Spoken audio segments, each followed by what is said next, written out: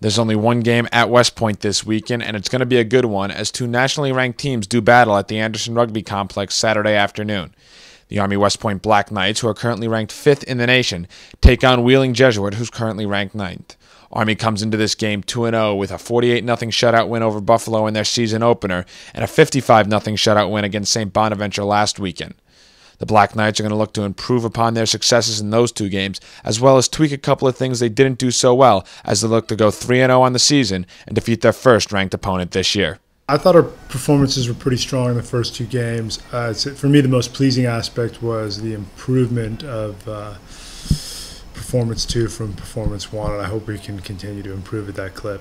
Well, I think they have a couple of very talented individual players, and obviously they're doing things well cohesively as a team to have success.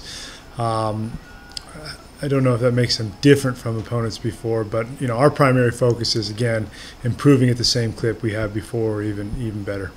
Well, I think there's some specific areas we can improve in our game. I think the biggest area we can improve on is our discipline with the referee. We gave up far too many penalties this last weekend, and we can improve there dramatically. And I think that's probably the #1 area.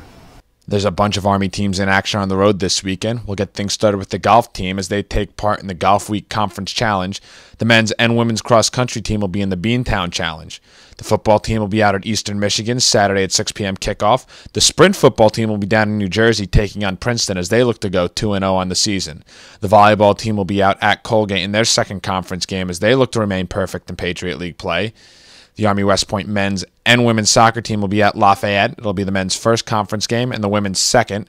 And rounding out the action is going to be the Army West Point women's rugby team on the road. They take on Lindenwood and Penn State. That's going to do it for your weekend preview. For Night Vision, I'm Zach Daly.